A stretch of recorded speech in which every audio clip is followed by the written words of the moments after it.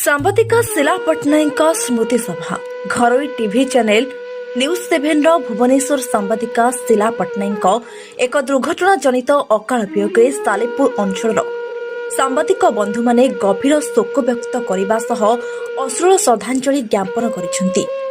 एही अवसर में सालेपुर चंद्रदेवपुर ठारे सांबादिक शारदा पट्टनायक सभापतित्व एक श्रद्धांजलि सभा अनुष्ठित हो जाइछि। एथिरे वरिष्ठ सांबादिक प्रफुल्ल मिश्र, बिरंचिना रानकर, नारायण ओझा, रतिकांत पट्टनायक, चित्तरंजन बुदुली, भैरव चंद्र सेठी, विस्मित जेना, विनोद दास, प्रदीप परिजा, उमाकांत जेना, अमीरंजन विश्वाल, संतोष सिंह, बाबुली बारिक, शेख रोमी, दीपक षडंगी प्रमुख जोगदे स्वर्गत सांबादिका दिव्यगत आत्मार सद्गति 2 मिनिट नीरव प्रार्थना सह स्मृतिचारण करथिले।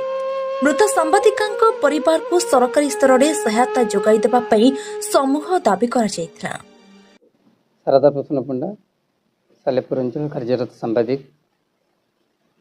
प्रथम तो स्वर्गत शिला पट्टनायक अकाल वियोगे आज आम सालेपुर अंचल कार्यरत वैद्युत और मुद्रित गणमाध्यम प्रतिनिधि पक्षर श्रद्धांजलि सभा करूँ।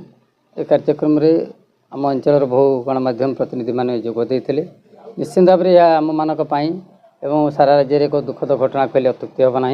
मु प्रथमतः स्वर्गत शिला पट्टनायक अमर आत्मार सद्गति कामना करने सहित महाप्रभु जगन्नाथ बाबा साईनाथ निकट ये प्रार्थना करी परिवार को असीम साहस शक्ति एवं शक्ति जोगातु। एथि सहित मु सरकार निकट निवेदन करी अनुरोध करी ये स्वर्गत शिला पट्टनायक मृत्यु पाई एक निरपेक्ष तदंत करा जाऊ।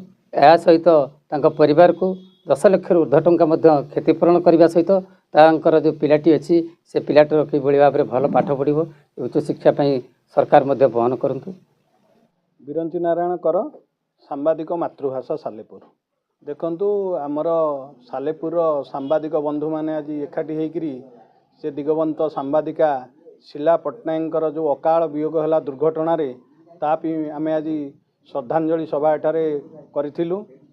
श्रद्धांजलि सभा करवाटा जेतिकी बड़ कथा नुहे, भली जड़े साहसी नारी जी कर्तव्यपरायण कर्तव्यनिष्ठ भाव में सांबादिकता करुथिले से एक दुर्घटना प्राण हराइले।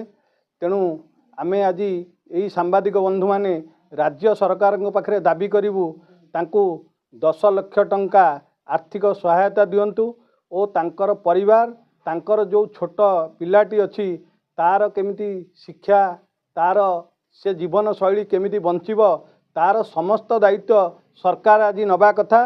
कारण जड़े सांबादिक जिते समाज क्षेत्र में काम करुच्ची से तार जीवन को सी आज उत्सर्ग कर देइचंती। से कार्यरत कार्य को आसिया समय ही दुर्घटना होती। आउ ये दुर्घटना से रास्ता कड़े जिते बाली जमी थिला से बाली भितर से गाड़ी पशिजु से दुर्घटना होती। तेणु आर निरपेक्ष सरकार तदंत करंतु आ तांको विभिन्न प्रकार सहायता देबाकू आमे दाबी करूछु। आज दीपक कुमार सोनगी का रिपोर्ट, स्टार 1 टीवी।